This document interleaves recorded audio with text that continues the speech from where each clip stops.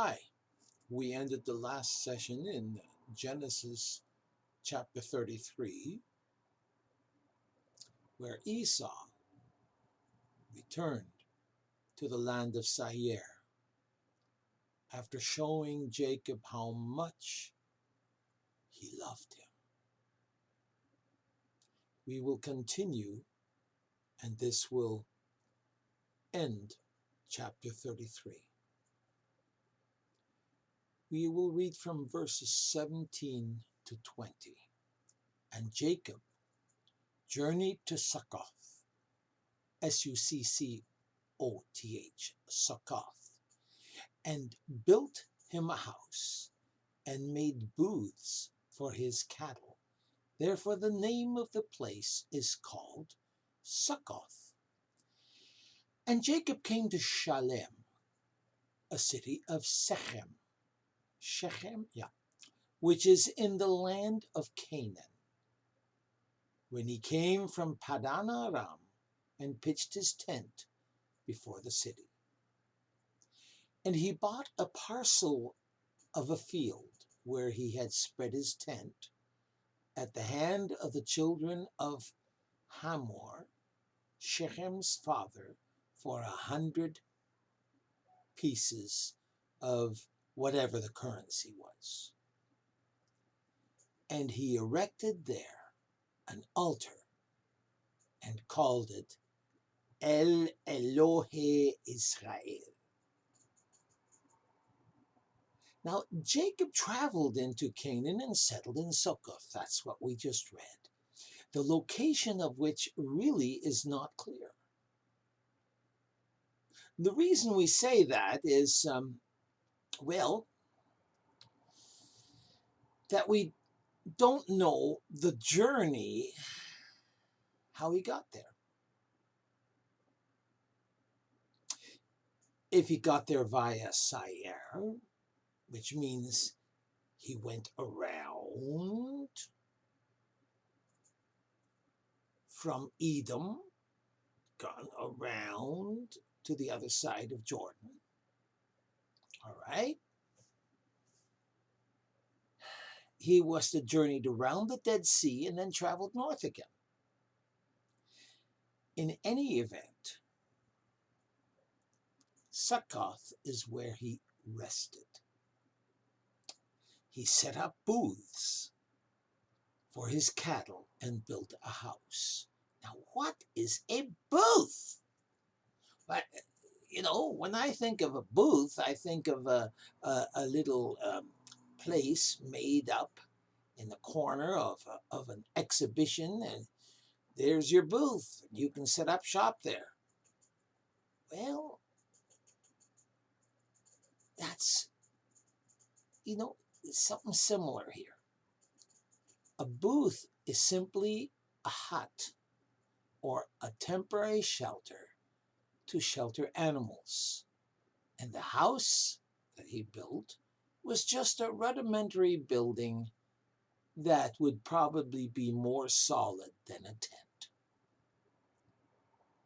Jacob had multiple booths. He had lots of animals, don't you know? So he built multiple booths to house his flocks and herds, and camels, and whatnot. It must have been an impressive sight to warrant the naming of the location where he ended up. Succoth. It literally in Hebrew means booths. Imagine that. All these shelters for animals all over the place. What's that place called? Booths. Well, yeah, I see a lot of booths. Well, that's what Jacob did. Now, the stay in Succoth must have been very short, because scripture here says this. In the next verse, verse 18, Jacob came to Shalem, a city of Shechem, which is in the land of Canaan, when he came from Padan Aram. Now we knew he did not go directly there from Padan Aram. But the wording here would indicate that all of Jacob's traveling and stopovers from Padan Aram, which is also known Haran, led to this place by Shechem. Here God appeared unto Abraham, and here Abraham planted the terebinth grove at Moreh. That was back in Genesis 12, verse 6. So,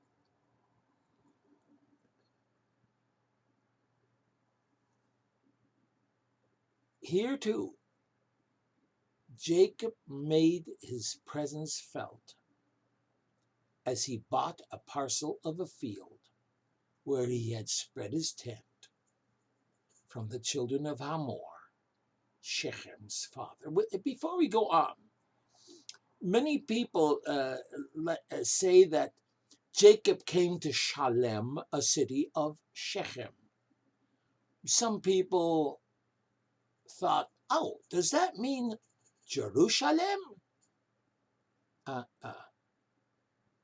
Some people say, well, he came in peace to the city of Shechem. Well, that he did. But you know what? Later on, up until about 200 years ago, a little city beside Shechem, which has changed its name, but a little city called Salim is there. So it's quite possible that he did actually, according to this English translation, arrive at Shalem, which would be a suburb of the city of Shechem.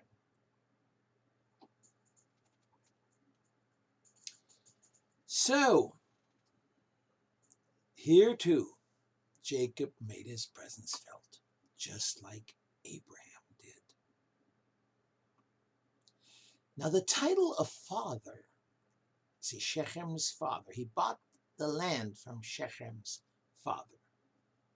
The title of father meant that the land was purchased from the head or ruler of the Shechem clan. Jacob, in this action, folks, this is why it was mentioned here. In this action, Jacob was the first of the patriarchs who became an actual proprietor or owner of land in Canaan. Now, wait a minute, somebody might even say. Didn't Abraham purchase land in Canaan? Well, yes, he did. But you can't count that. See, Abraham purchased land in the land of Canaan to be used only as a cemetery to bury his dead. But this land was the first purchase to be a land where people could live and keep their animals. And that is what Jacob did. Even though God promised all that land to Jacob to live on and to bear many children, and not just Jacob, but all his descendants, now he actually owned land. He became a landowner.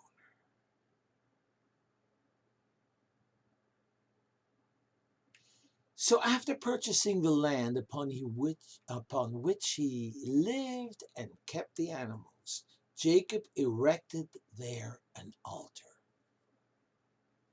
Wow, that's the first thing Jacob thought of. He erected the altar to signify that this is where he is planted. This is where he intended to stay and to offer sacrifices to God and to offer up multiple prayers of thanksgiving. He was home.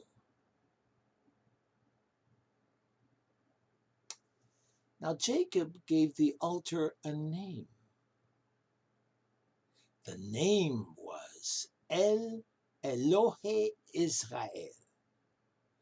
Now in English this means God, the God of Israel. In other words, Jacob called this altar of God, the God who is the God of Israel, who had been his God, his preserver and protector, and lately given him the name of Israel. Wow. And he's also the God who made good on every promise he ever made. So when Jacob made his home here, both Dinah and Joseph, you'll find out why I mentioned Dinah in the next chapter. They were both children of little more than 6 years of age. And Simeon and Levi were very young. Why I mentioned them? You'll find out in the next chapter. They were about 11 or 12 years of age. By the next chapter, about 10 years will have passed. But until then, we should note something. It's a beautiful proof of Jacob's personal piety and righteousness that he erected a lasting memorial in the name of God, the God of Israel. You see, the altar was foremost in Jacob's mind to preserve the faith and the worship of God in his family. That brings it around to us. Wherever we pitch our tents and set up our homes, where in your home have you reserved a place where God shall have an altar? Have you ever thought about that?